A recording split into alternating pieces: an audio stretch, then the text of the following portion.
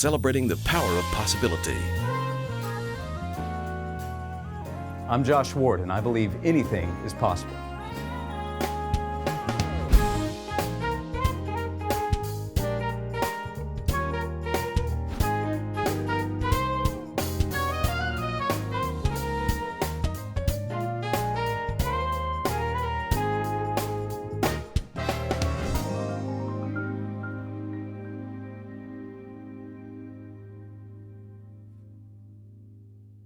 Welcome to Anything is Possible. I'm Halloran Hilton Hill.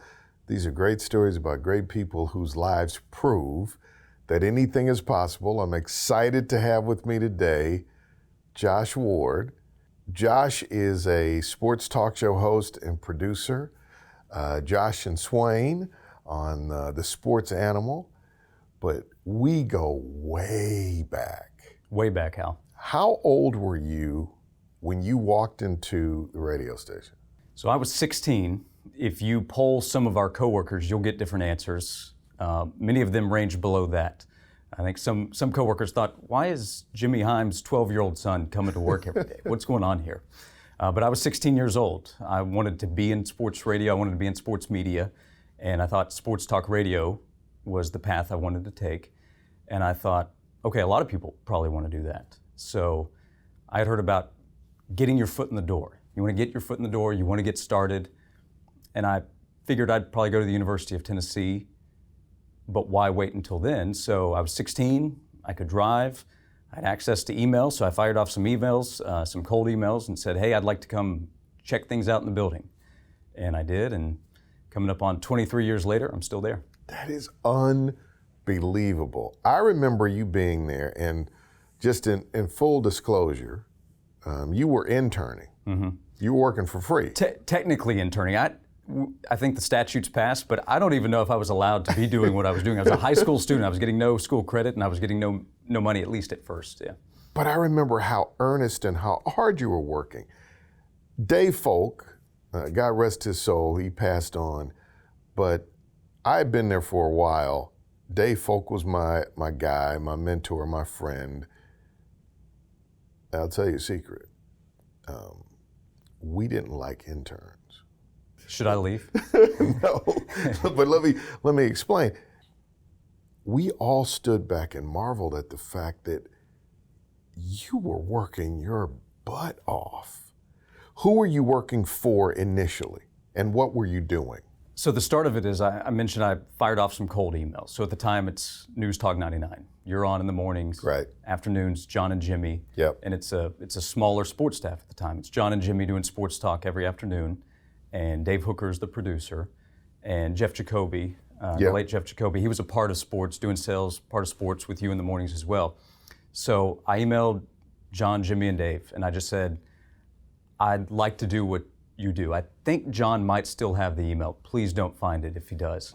But I said I want to do what you do. I had some cringe jokes that I tried to throw in to make some kind of connection. For some reason, Dave emailed me back and said, hey, if you want to come check it out, come check it out.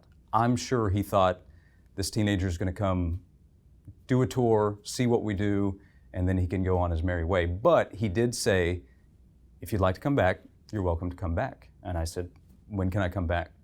So I started to come back every day after school. I went to Farragut High School.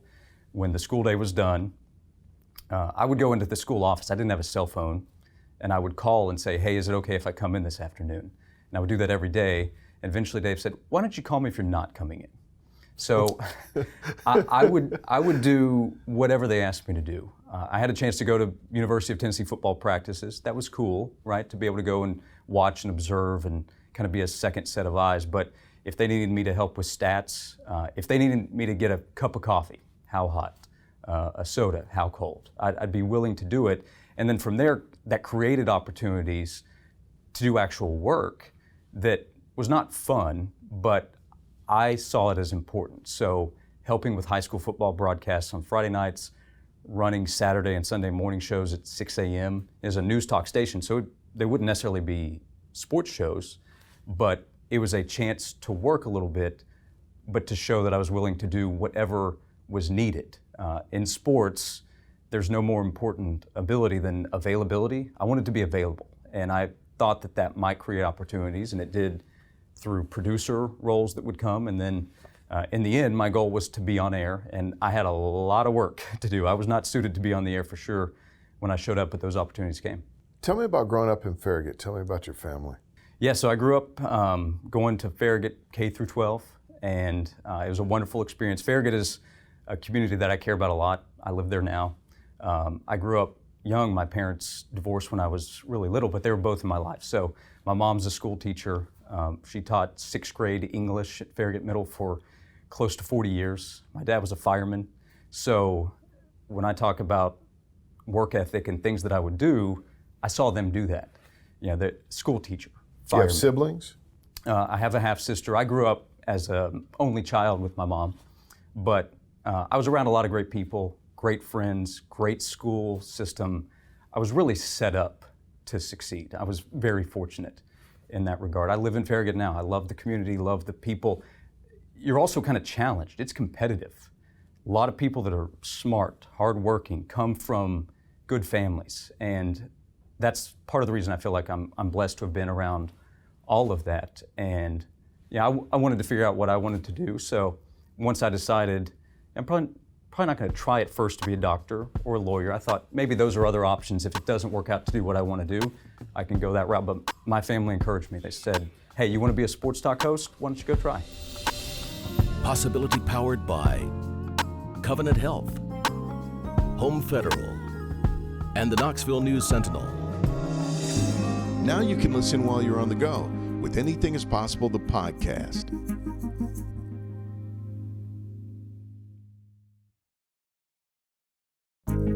Where did your love for sports come from? And where did this desire to be a sports talk host come from? Were there icons or markers or experiences that brought you to that? I just loved everything about sports from the beginning that I remember watching. So when I was little, 5, 6 years old, I was an Atlanta Braves fan. They're really good in the 1990s. I'm a kid of the 90s. So I loved watching, I loved playing. I played soccer for a little bit, then baseball, then basketball. Wasn't built necessarily for football, but I love to watch football, and we're in Knoxville, University of Tennessee. So football is big. So I love to watch, I love to play. As I got a little bit older, I think one thing that I've benefited from in my career is I have an ability to see reality. And I saw that while I was gifted with many blessings and I love sports, I was not gifted with professional athleticism. So, you know, when you're 7, 8, 9 years old, you dream of playing for the Atlanta Braves, for the Bulls, for the Raiders, you know, whatever opportunity. Can I be a Dallas Cowboy one day? And I learned pretty quickly, nope, you cannot. So what else can I do? Well, I love listening to sports talk radio. I love the commentary of sports on television. You know, I'd be one of those kids every morning watching SportsCenter, the 9 a.m., the 10 a.m., the 11 a.m. during the summers.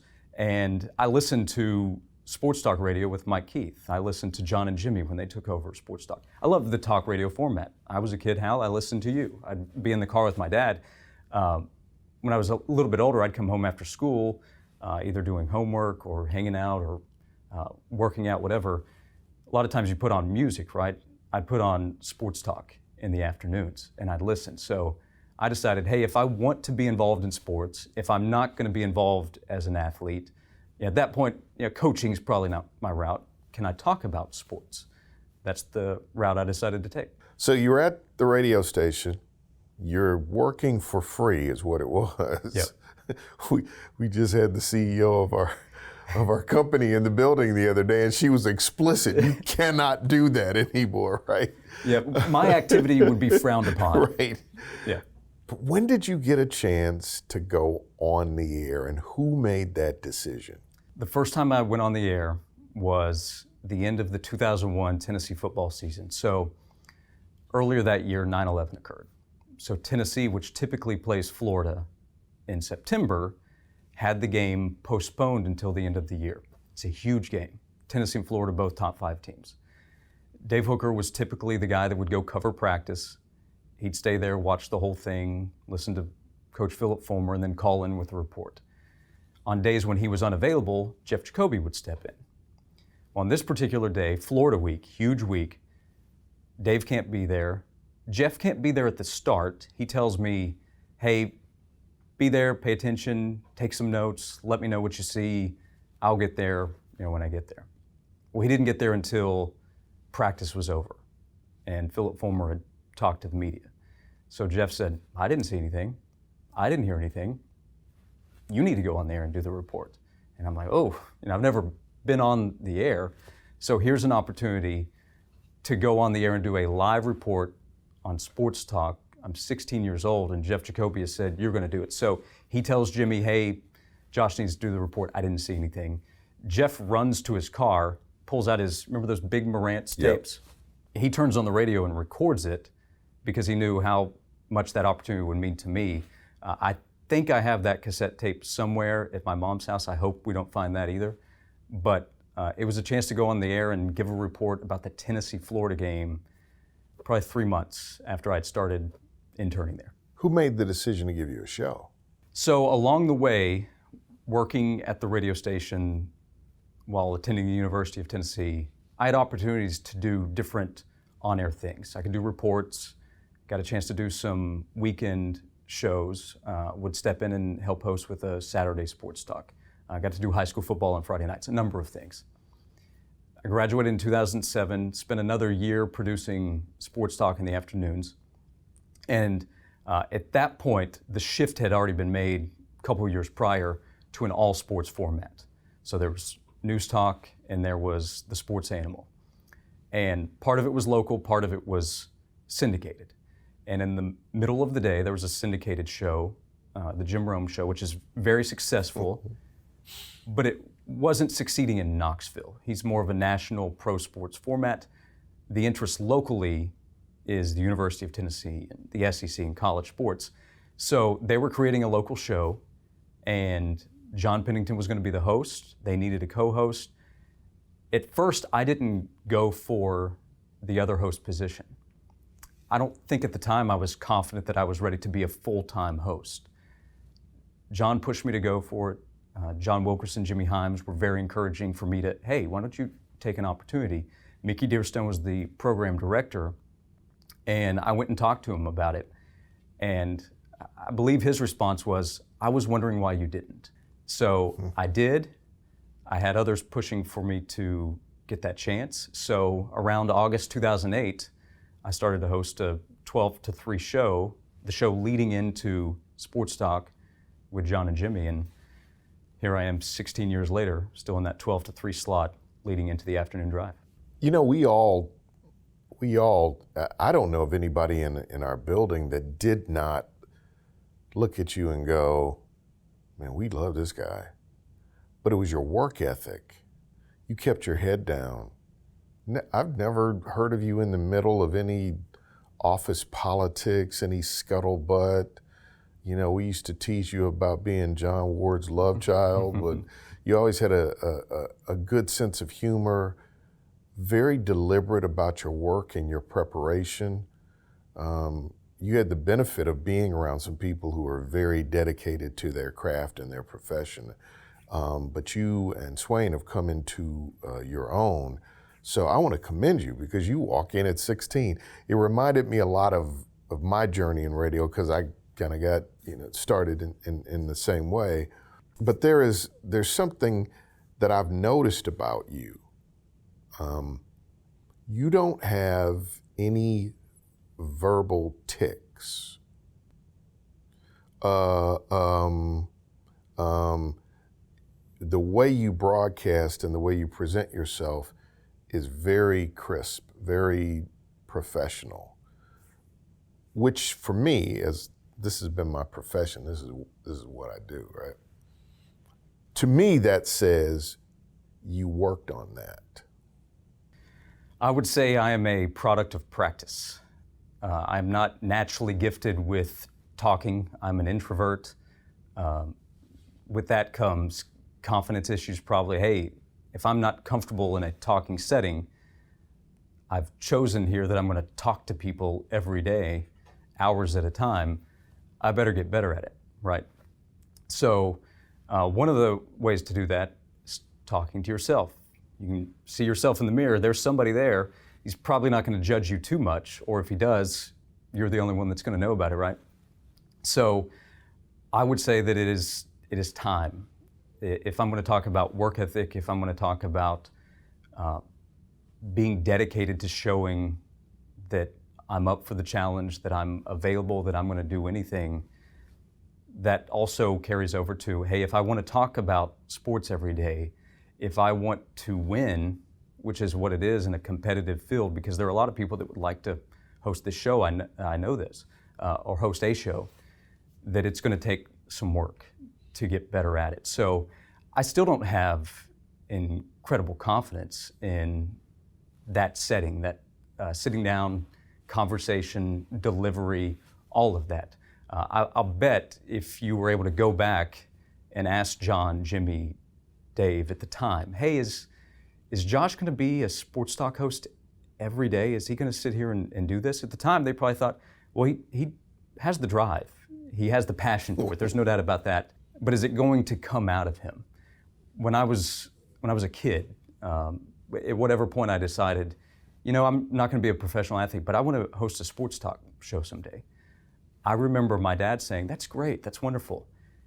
You might want to have a plan B because you don't really talk, okay? So being an introvert and being shy and not having a big personality, natural talent to get up in front of people and talk every day behind a microphone, on the radio, now in front of a screen, that is not my natural ability. It's taken work.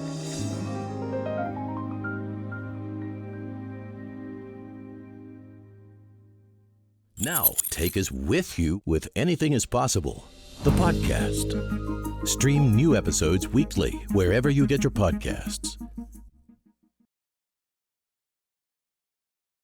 Throughout the Southeast and America, you guys are on fire right now. Talk a little bit about the show, YouTube, its reach, and what has happened. So what we do every day is we get on the air and we talk about sports. But what Jason Swain and I really try to do, I think, is we try to make a connection as much as we can. We know that people listen every day. Some people listen every once in a while. But if they tune in, they want to connect with us. They want to connect through the conversation of UT sports or whatever is topical that day. But they come back because they've made a connection with us, we hope.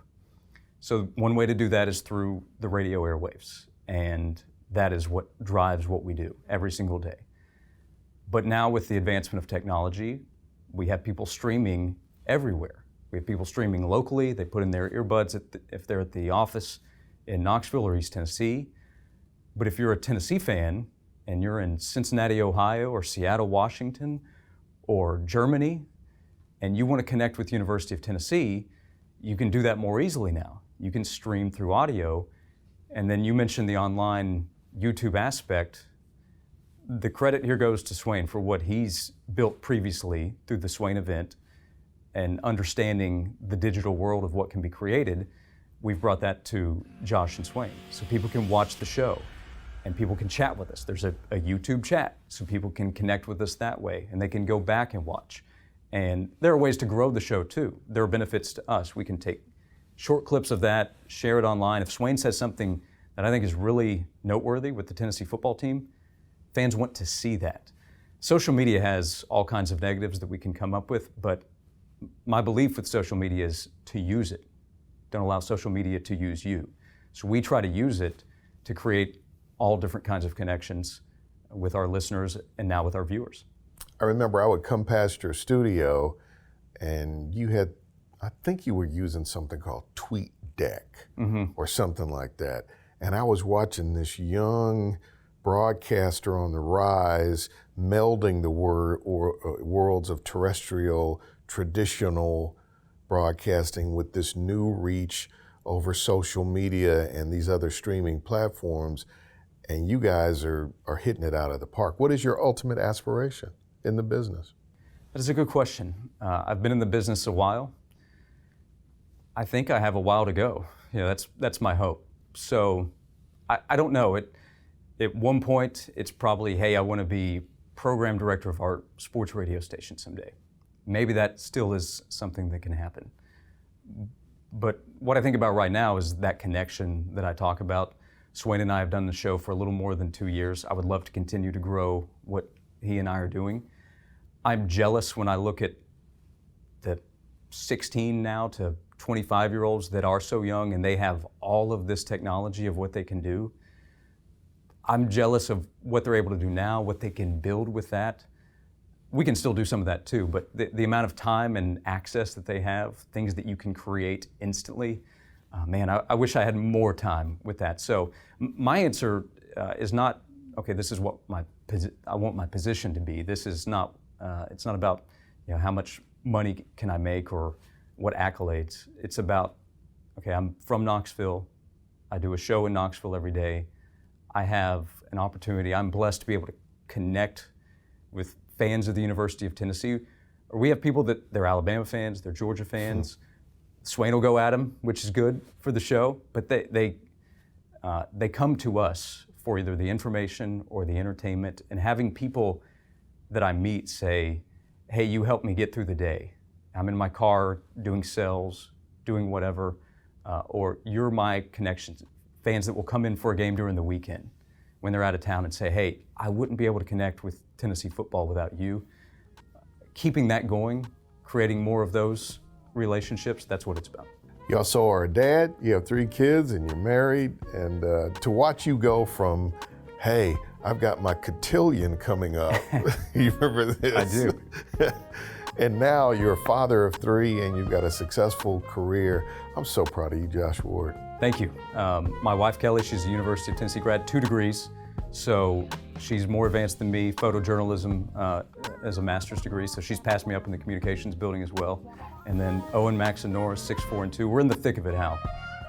They are a wild crew, but I'm blessed beyond description. Thank you for being here today. Thank you, Hal.